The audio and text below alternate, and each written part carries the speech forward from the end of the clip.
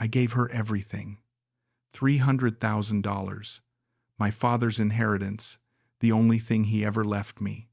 She said it was our future, our farm, our life together. But farms don't disappear overnight, and neither do the women you think you love. I'm standing in a rice field in Isaan. The sun is low, painting everything gold. Waraporn's hand is warm in mine. She's pointing toward the horizon, and I'm trying to see what she sees. I'm 67 years old, retired fisherman from Street John's, spent 40 years on boats, pulling cod from the North Atlantic. My hands are scarred, and my back aches every morning. But right now, standing here with her, I feel young again. I feel alive. You see over there, Lester? She says, squeezing my hand. That's where we build the house. Not too big, just right for us. 2 bedrooms, one for us, one for guests when your family visits. I nod. I can see it. I can picture the whole thing. A small wooden house with a porch, chickens running around the yard, maybe some fruit trees, mango, papaya, things I never knew existed back home. And here, she continues, sweeping her other arm across the field, we plant rice. My brothers help us. They teach you. You learn Thai way. Not hard, just need patience. I've got patience, I tell her. Spent my whole life waiting for fish to bite. I think I can wait for rice to grow. She laughs. That laugh, it's what got me in the first place. Light and genuine, like music. She turns to face me, both hands holding mine now. Her eyes are wet. You really want this? Really want life here with me? I've never wanted anything more, I say, and I mean it. Every word. I've never been more sure of anything in my life. Standing in this field, with this woman, I feel like everything that came before was just practice, like this is what I was always meant to find. She kisses me, soft, sweet, the kind of kiss that makes you believe in second chances, in new beginnings, in love after loss. When she pulls back, she's smiling. We build something beautiful here, Lester, you and me, our own paradise. I believe her. God help me, I believe every word. 6 months earlier, I was sitting alone in a beach bar in Pattaya. The place was called Lucky Star. I remember thinking there was nothing lucky about it, just another tourist trap with cheap beer and loud music. But I was there because I didn't know where else to go. My wife had been dead for 8 months, 42 years of marriage, and then cancer took her in 6 weeks. I watched her disappear before my eyes. By the end, she was so small I could lift her like a child. After the funeral, I went back to our apartment in Street John's. Every corner reminded me of her. Her coffee cup still in the cupboard, her sweater on the back of the chair. I couldn't stay there, so I ran. Bought a ticket to Thailand because a guy at the docks told me it was warm and cheap and you could disappear there if you wanted to. I wasn't looking to disappear. I was just looking to breathe without feeling like I was drowning. Waraporn brought me a beer that first night, set it down on the bar without saying anything, but then she looked at me, really looked at me, not at my wallet or my age, at me. You okay? She asked. Simple question. But the way she said it, I knew she actually wanted to know the answer. Just tired, I said. Long flight, long year. She nodded like she understood, like she'd had long years too. She didn't walk away. She stayed there, wiping down the bar, glancing at me every few seconds. Finally, she said, "Where you from?" "Canada, Newfoundland. Cold there?" "Very cold." "Then you come to right place.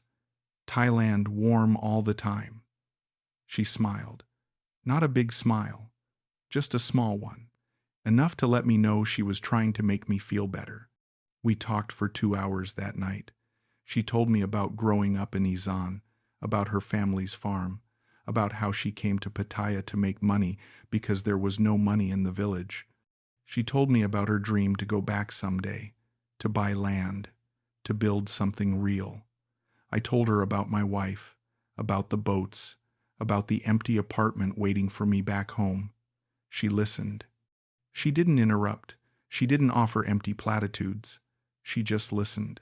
When I got up to leave, she wrote her number on a napkin. "You come back tomorrow?" she asked. I came back the next day, and the day after that, and the day after that. Within a week, we were spending every evening together.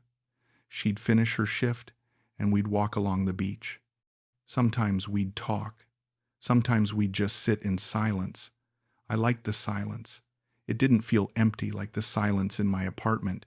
It felt full, comfortable. One night, about 2 weeks in, she took my hand. We were sitting on the beach watching the waves. "Lester," she said quietly, "I like spending time with you. You good man, kind man, not like other men here." "What do you mean?" I asked. "Other men, they just want one thing. They don't see me. They see body, see young Thai girl. But you different. You see me. You listen when I talk. You care about my dreams." I squeezed her hand. "Of course I care. You're a good person, Waraporn. You deserve good things." She leaned her head on my shoulder. We sat like that for a long time.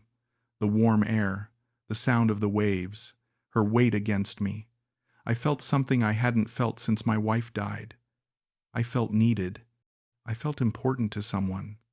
I felt like maybe I wasn't just waiting to die anymore. That's how it started. That's how she got inside my head, inside my heart, not with tricks or lies, just with attention, with kindness, with making me feel like I mattered. 2 months later, I got the call about my father. He'd been sick for years, congestive heart failure. I knew it was coming, but it still hit me hard. I flew back to Street, John's, for the funeral. My brother was there, a few cousins, some old fishermen Dad worked with. The funeral was small, quiet, just like Dad would have wanted. After everyone left, my brother pulled me aside. "Dad left you the house and the boat money," he said. "Already sold the boat, got 200,000 for it. House is worth another 100. You want to keep it or sell?" "Sell it," I said. "I can't live there." "Where you gonna live then?" "Thailand, I think. Met someone there." My brother raised an eyebrow. "Already? Nancy's barely been gone a year. It's not like that," I said. But even as I said it, I wasn't sure if I was lying to him or to myself. The house sold fast. $300,000. More money than I'd ever had in my life. I stared at the bank statement for a full hour, all those years on the boats, all those 12-hour days in the freezing cold, and I'd never had more than 5,000 in my account at one time. Now I had 300,000. It felt unreal. It felt like someone else's money. I called Waraporn to tell her about my father. She cried when I told her he was gone. Actually cried. "Oh, Lester, I so sorry. I know you miss him. He must be good man. He raise good son." "Thanks," I said. My voice cracked. I hadn't cried at the funeral, but hearing her cry for me broke something open. "When you come back?" she asked. "Next week. I just have to finish some paperwork. I wait for you. I miss you so much." That night, lying in my father's empty house, I felt something shift. I had money. I had someone waiting for me. I had a chance to start over, to build something new. The grief was still there, but underneath it was something else. Hope. Real hope. When I got back to Thailand, Waraporn picked me up at the airport. She was holding a sign with my name on it, even though she knew what I looked like. When she saw me, she ran. Actually ran across the terminal and threw her arms around me. "I miss you so much," she whispered into my chest. We went back to my hotel. I'd upgraded to a nicer place, a room with a balcony overlooking the ocean. We sat out there drinking Chang beer and watching the sunset. "How you feeling?" she asked. "About your father? Sad, but also grateful. He left me something, a way to move forward. He must love you very much." Yeah, I think he did. I took a breath. He left me $300,000, Waraporn, from the boat and the house. She went very still. I couldn't read her face. Then she reached over and took my hand. That's his life, Lester. His whole life in that money. You must use it for something important, something he'd be proud of. I know, I said. I've been thinking about what you said, about the farm, about going back to Isaan. Her eyes widened. Really? You think about that? I do. I think about it all the time. What if we did it together? What if we bought land, built a house, started fresh? You said you wanted to go back. I want to build something. Maybe we could do it together. She was quiet for a long moment. Then she stood up and walked to the edge of the balcony. I couldn't see her face. Lester, she said softly, you really mean that? You really want build life with me? I do. I mean it. She turned around. Tears were streaming down her face. No one ever say something like that to me before. No one ever want to build something with me. Just take from me. Use me. But you different. You really see future with me. I stood up and walked over to her, pulled her close. I see everything with you. She kissed me hard. Desperate. Like she was afraid I'd disappear. When she pulled back, she was smiling through her tears. Okay, she said. Okay. We do it. We build farm. Build life. Together. That night, she helped me open a Thai bank account. It took a few days to transfer the money, but when it finally showed up in the account, she logged into the app and showed me $300,000. Our money, she said. Our future, I believed her. We traveled to Isaan 2 weeks later. She was different there, more relaxed, more herself. She pointed out the window of the bus at every landmark. That temple, my grandmother take me there when I small. That market, best som tam in Thailand. That school, I study there until I 15. Her family's village was small, maybe 200 people. The houses were simple, wooden, raised on stilts. Her mother came out to greet us. She was smaller than Waraporn, weathered by years in the sun. She spoke no English. Waraporn translated. She say welcome. She say you look like good man. She happy I find you. I bowed. I didn't know what else to do. Her mother smiled and patted my arm. Then she went back inside and came out with food. So much food. Sticky rice, grilled chicken, som tam, things I couldn't name but tasted incredible. Her brothers came over, her cousins. Everyone wanted to meet the farang who was going to marry their Waraporn. That's what they called me. Farang, foreigner. But they said it with warmth, with welcome. Somkid was one of her cousins, 29 years old, thin, quick smile. He spoke decent English. You want to see land? He asked me after dinner. I drive you. I know good places. The next morning, the three of us drove out to look at properties. Somkid knew every farmer in the area.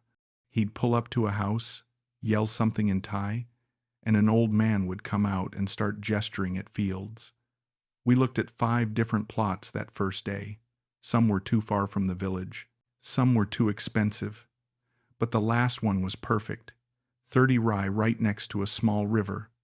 The soil looked good. The location was quiet. Beautiful. How much? I asked Somkid. He talked to the owner for a few minutes. Then he turned to me. He say $280,000. I whistled. That was almost everything we had. Waraporn must have seen my face. She took my hand. It's a lot of money. I know. But Lester, this land perfect. We build here, we have everything. Water from river, good soil, close to village. This land, it worth it.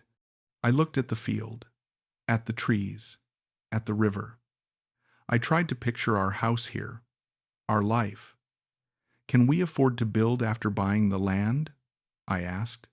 We have 20,000 left, Waraporn said. Enough for small house. For start, then we grow. We make money from rice, From chickens. We add more later. Some kid nodded. Good land, very good price. You not find better. I looked at Waraporn. She was staring at me with those big eyes, hopeful, trusting, waiting for me to say yes, to make her dream come true. To make our dream come true. Okay. She screamed and threw her arms around me. Some kid laughed and clapped. The old farmer smiled and shook my hand. It felt real. It felt right. Like everything was falling into place exactly how it was supposed to. The paperwork took 3 days. Waraporn and some kid handled most of it. I sat in offices I didn't understand, signing papers I couldn't read. It need to be in my name, Waraporn explained. Foreigner cannot own land in Thailand. But don't worry, this, our land. Yours and mine. I just hold the paper. For us. She said every time I signed something. This for us. I trusted her. Why wouldn't I? She'd been nothing but kind, nothing but honest. She talked about our future like it was certain, like we were building something that would last forever. I was 67 years old. I'd been married for 42 years. I thought I knew what love looked like, what commitment looked like, and this felt like both. On the last day, we went back to the land office. The final transfer papers. Some kid translated parts of it, not all of it, just enough. I signed where they told me to sign. Waraporn signed. The clerk stamped everything. And just like that, it was done. The land was ours. Our money was gone. Our future had begun. That night, we celebrated at her mother's house. Everyone came, her brothers, her cousins, half the village. They roasted a pig, drank lao cow, played music. Waraporn danced with her mother, with her cousins. Then she grabbed my hand and pulled me up. Dance with me, Lester. This our party, our celebration. I can't dance, never could, but I tried. She laughed at my stiff movements, but it wasn't mean laughter. It was joyful, pure. I spun her around and she threw her head back, her hair flying. I felt a surge of something I hadn't felt in years. Not just happiness, pride. I was proud to be with her, proud to be building this life, proud that she'd chosen me. Later, when everyone had gone home, we walked to the land, our land. The moon was bright. We could see the river shimmering in the distance. You happy? She asked me. I'm more than happy, I said.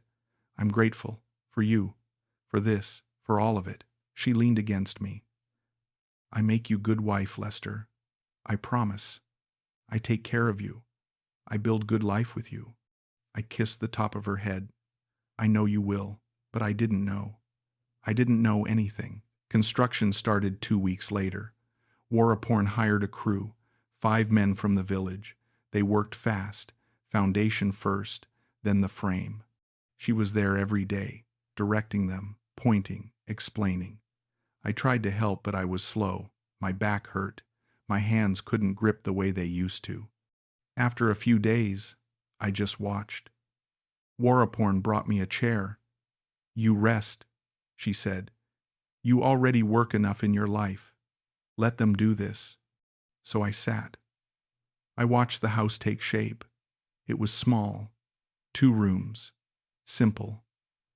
But it was ours, or at least I thought it was. Waraporn was different during this time, more focused, less affectionate. When I tried to hold her hand, she'd pull away. Not now, Lester. I'm busy. I need make sure they do this right. I told myself it was just stress. Building a house was stressful. She had a lot on her mind. It would get better once the house was finished, once we could finally move in and start our life together. But something in my gut was starting to whisper. Something was off. She started spending more time on her phone. Long conversations in Thai. She'd walk away when I came near. Who are you talking to? I asked one day. Suppliers, she said quickly. I try to find good price for materials, for fence, for chickens. Can I help? No, it's okay. I handle. I let it go. I didn't want to be that guy, the jealous old man who didn't trust his partner. But the whisper in my gut got louder. One night, I couldn't sleep. I got up and found her outside smoking a cigarette. I didn't even know she smoked. Waraporn? I said softly. She jumped, dropped the cigarette. Lester, you scare me. Sorry, I didn't know you smoked. I don't, just sometimes, when I stress. What are you stressed about? She looked at me for a long moment. Then she turned away. Nothing, just building, just making sure everything good. Talk to me, I said. If something's wrong, I want to help. Nothing wrong. Her voice was sharp, defensive. Why you always think something wrong? Why you not trust me? I do trust you. I just want to help. Then let me work. Let me do this. You already give money. She walked past me back into the house. I stood there alone, staring at the half-finished walls. The whisper in my gut was getting louder, but I still didn't listen. I still wanted to believe. A month later, she told me she needed to go to Bangkok. Business meeting, she said. Investors interested in our farm. They want to maybe partner, bring tourists, help us make more money. I'll come with you, I said. No, better I go alone. They Thai people. They more comfortable with just Thai. You come, they think we try too hard. When will you be back? 3 days, maybe 4. She was gone for 6. I called her twice a day. Sometimes she answered, sometimes she didn't. When she did answer, she sounded distant, distracted. Everything okay? I'd ask. Yes, fine. Just meetings. Very busy. On the 5th night, I found receipts in her purse. She'd left it on the table. I wasn't snooping. I was looking for her lighter because I'd started smoking too. Stress. Same as her. But there they were. Receipts. Expensive restaurants. Hotel rooms. Not cheap ones. Nice ones. I added them up in my head. She'd spent $3,000 in 5 days. Our money. The money that was supposed to be for chickens and fences and seeds. When she came back, I was sitting at the table with the receipts spread out in front of me. She walked in, saw them, and froze. Lester, what is this? My voice was shaking, not with anger, with fear, with the realization that the whisper in my gut had been right all along. She set her bag down, slowly, like she was buying time. It's for the farm. $3,000 at restaurants, hotel rooms. The investors, they want to be treated well. I need to impress them. Make them want to work with us. Show me the contracts. Show me who these investors are. Her face changed, hardened. You don't trust me. I want to trust you. But I don't understand this. Help me understand. She walked over to the table, picked up the receipts, crumpled them in her hand. Then she started crying, not soft tears, loud, heaving sobs. I work so hard for us, Lester, so hard. I try to make our dream real. I talk to investors, I negotiate, I do everything. And you just sit here and count receipts. You don't see how hard I work. You just see money, like I'm stealing from you. I'm not saying that. Yes, you are. That's exactly what you're saying. You think I'm liar. You think I'm thief. You think I'm using you. No, I just want to understand. Then trust me. Trust that I know what I'm doing. Trust that I love you and I'm working for us. She ran to the bedroom and slammed the door. I sat there holding the crumpled receipts. My hands were shaking. My heart was pounding. Part of me wanted to break down the door and demand real answers. But another part of me was scared. Scared of what I'd find if I pushed too hard. Scared that the dream was already over. I threw the receipts away. I told myself she was right. She was working hard. I was being paranoid, untrusting. I went to the bedroom door and knocked softly. Waraporn, I'm sorry. You're right. I should trust you more. I do trust you. Silence. Then, okay, can I come in? I need to sleep. I went back to the couch. I lay there staring at the ceiling. Sleep didn't come. The next morning, she was gone. No note. Her phone was off. Some kid came by around noon. You see Waraporn? He asked. No. She left early. He nodded. Didn't seem surprised. She call me. Say she needs space. Say she coming back tomorrow. Did she tell you where she was going? Family business. Don't worry. She come back. But I was worried. I was terrified. I went to the bank that afternoon. Logged into our account on my phone. Checked the balance. My heart stopped. $25,000. We should have had at least 30, maybe 40 if she'd been careful, but 25. Another 5,000 gone. I clicked through the transactions. Withdrawals. Cash withdrawals. Large ones. 10,000 baht at a time. Over and over. Where was it going? What was she spending it on? That night, a man came to the farm. I was sitting on the porch when a motorcycle pulled up. Young guy, maybe 35. Fit. Tattoos on his arms.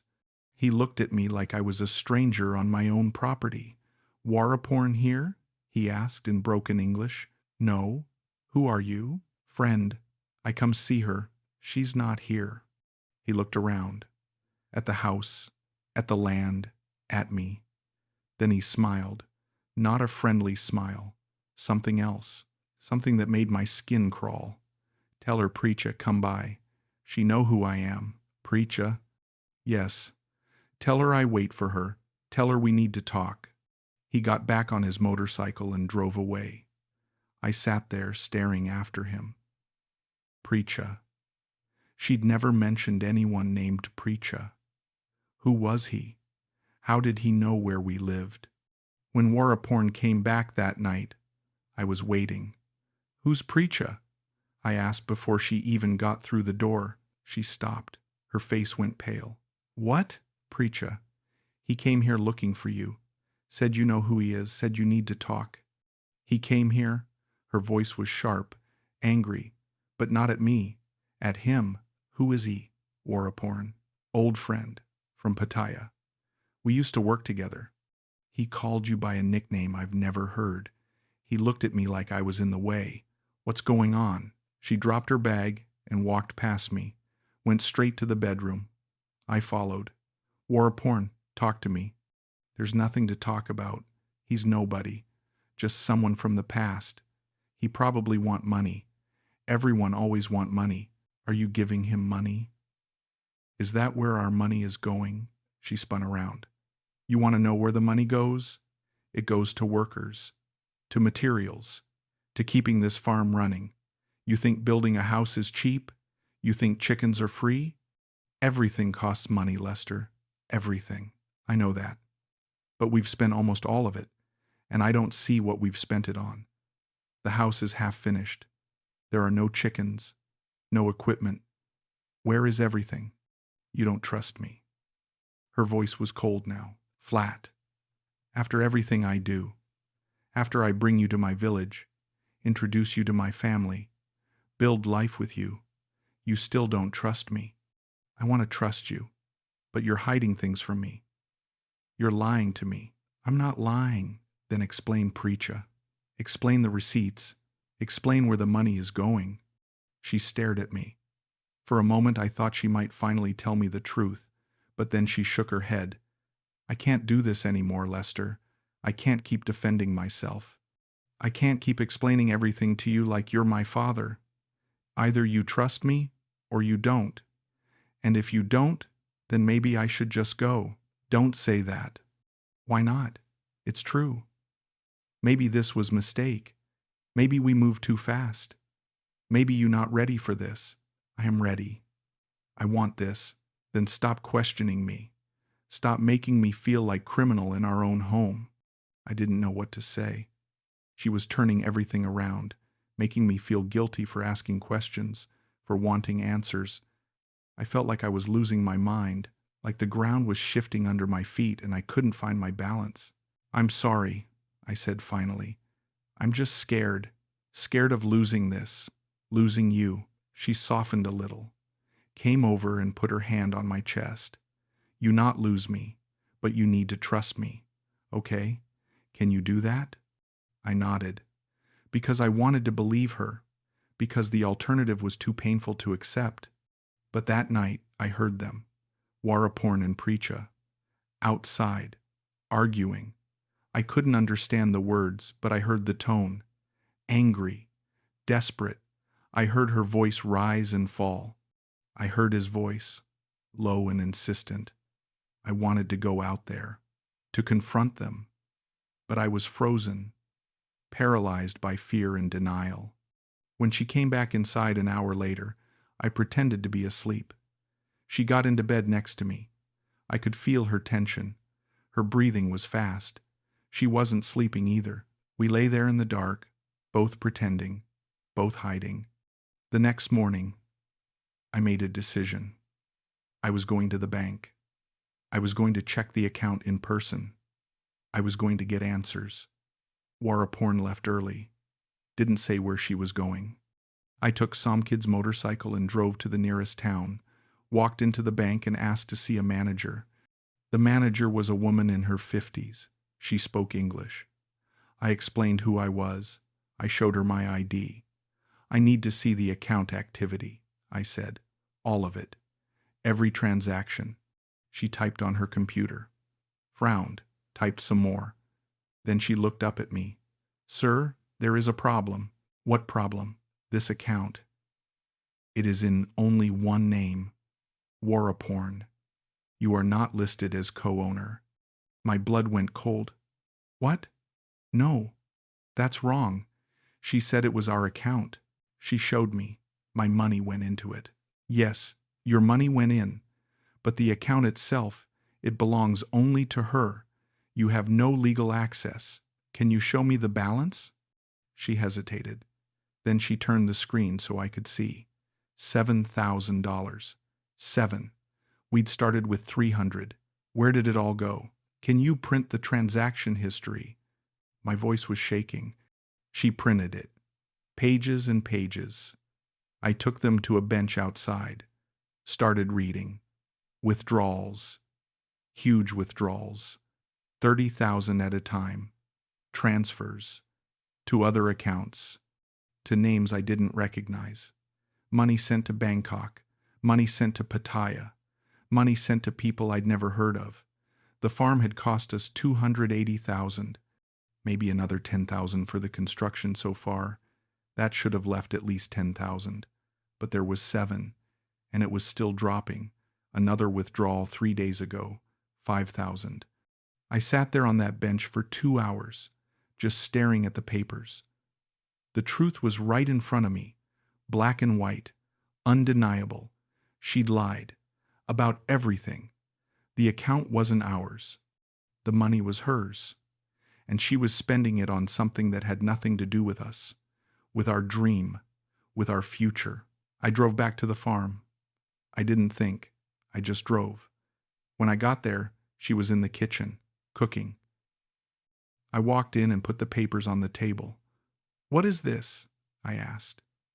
My voice was calm, too calm. She looked at the papers, at me. Something in her face changed. The mask fell away, the sweetness, the warmth. Gone. In its place was something cold, something calculating. You went to the bank. I did. You had no right. I had every right. That's my money, Waraporn. My father's money, our money, or at least that's what you told me. It is our money. I told you, I need it in my name because you're a foreigner. Then why are you withdrawing 30,000 at a time? Why are you sending money to Bangkok, to Pattaya, to people I've never heard of? She crossed her arms. For the farm, for the business, for investors. Show me the investors. Show me the contracts. Show me anything that proves this is for the farm. I don't have to prove anything to you. Yes, you do, because it's my money. $300,000 that I earned, that my father left me, and you've spent almost all of it. I spent it on the land, on the house, on our future.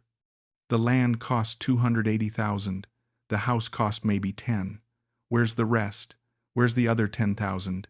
The other 20? Where is it, Waraporn? She didn't answer, just stared at me with those cold eyes. I felt something inside me break. The last thread of hope, the last bit of denial. You've been lying to me from the beginning, haven't you? You don't understand. Then help me understand. Tell me the truth. She laughed. Actually laughed. It was bitter. Cruel. You want the truth, Lester? Fine. The truth is I have family to take care of, debts to pay, a life that doesn't stop just because you showed up with your inheritance. You think $300,000 is a lot? It's not. It's just enough to get me out of the hole I've been in for years. What about us? What about our farm? Our future? There is no us. There was never an us. There was just a lonely old man with money and a woman smart enough to take it. The words hit me like a physical blow. I actually stepped back. You don't mean that. I do. I'm sorry if that hurts you. You're a good man, Lester. You are. But I don't love you. I never did.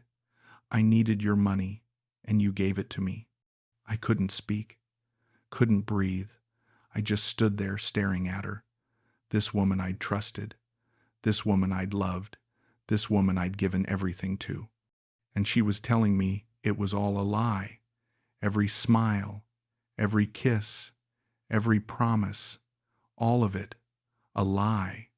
I'm leaving, she said. Not asked, not suggested, stated, like it was already decided.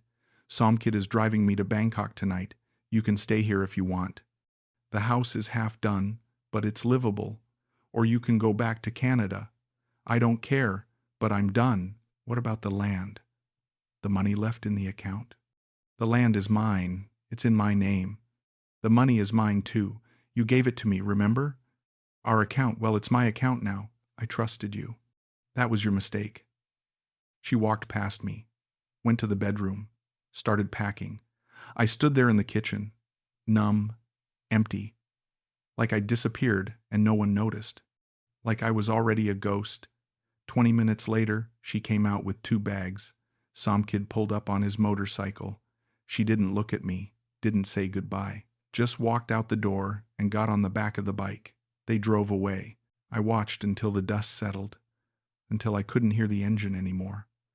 Then I sat down on the floor and stared at the wall. I don't know how long I sat there. Hours. Maybe a whole day.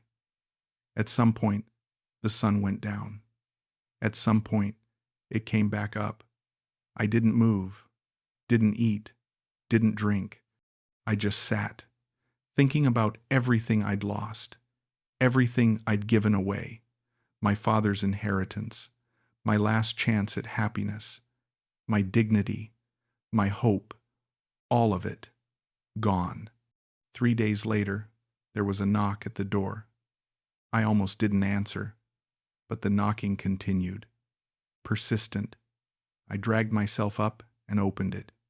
It was Bua, Waraporn's mother. She looked at me with sad eyes. Lester, you okay?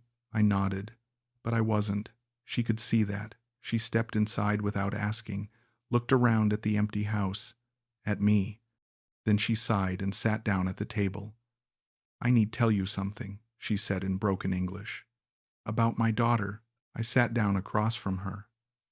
What about her? She do this before. 2 times. German man, Australian man. She bring them here, take their money, build farm, then leave. I tell her stop. I tell her it wrong. But she don't listen.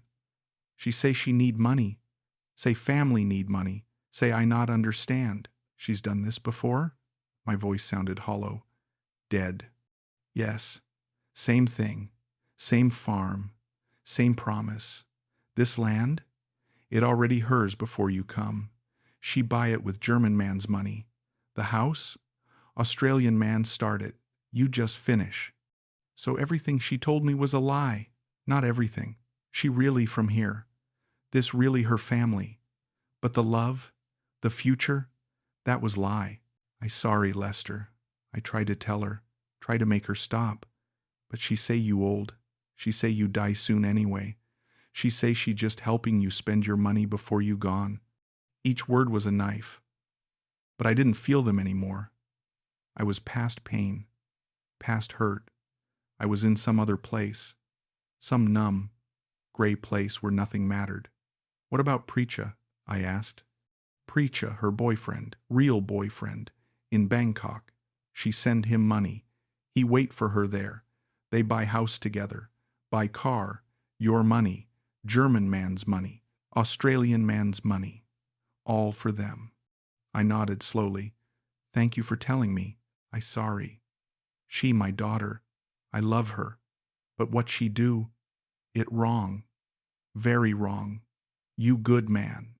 You not deserve this. After she left, I sat there for a long time. Then I made a call to a real estate agent in the village. I want to sell the land, I said. How much can I get? He came out the next day, looked at everything, shook his head. Land market not good right now, and house only half finished. Best I can do is 80,000. 80,000 out of 300. It took 2 weeks to close the deal. 2 weeks of living in that half-finished house, surrounded by broken promises, broken dreams. When the money finally came through, I booked a flight back to Street. John's. I didn't tell anyone I was leaving. I just went. The apartment was exactly how I'd left it, cold, empty, but it was mine. No one could take it from me. No one could lie to me about it. I unpacked my single bag, sat down on the couch, stared at the wall. For weeks, I did nothing. Didn't call anyone, didn't go out, just sat, thinking, remembering, regretting. My brother came by eventually, knocked until I answered. Jesus, Lester, you look terrible. What happened? Nothing. I'm fine. You're not fine. Where have you been? I tried calling. Thailand. How was it? It was a mistake. He didn't push. Just sat with me, brought me food, made sure I was eating. Slowly, I started functioning again, started going outside, started talking to people. But I never told anyone the full story. Not my brother, not my friends, no one. I carried it alone. The shame, the stupidity, the loss. Months passed. The grief softened. Not disappeared, just softened. I started to understand things. I'd been lonely, desperate. She'd been smart, opportunistic. We both got what we wanted, in a way. She got money. I got a dream, even if it was just for a little while, even if it wasn't real. I'd felt something. I'd felt alive. I'd felt needed. And maybe that was worth something. Maybe that was worth $300,000. Or maybe I was just telling myself that to make the pain bearable. One day, I found a photo on my phone, the one I'd taken of the land, the sun setting over the rice field, the place where I thought I'd build my life. I stared at it for a long time. Then I set the phone down. I didn't delete it, but I didn't look at it again either. The dream was over. The money was gone. The woman was gone. But I was still here, still breathing, still alive. And maybe that was enough. Maybe survival was its own kind of victory. I don't regret loving her. I regret believing her. There's a difference. Love is human. Belief is choice. I chose wrong, but I survived. And now I carry the lesson, not as a wound, just as truth. The kind of truth that changes you, that makes you wiser, lonelier, but wiser. And maybe that's all any of us get in the end. Hard lessons and quiet truths and the knowledge that we made it through. I'm 67 years old. I live alone in a cold apartment in Street John's. I have $80,000 left. No farm, no woman, no dream. Just me and the lessons I've learned. And somewhere in Thailand, a woman named Waraporn is probably doing it all again, finding another lonely man, making another promise, building another dream that isn't real. And maybe that's okay. Maybe we all play our parts. She plays hers, I played mine, and now it's over. The story is done. The emotional loop is closed. No revenge, no justice, just truth, just this.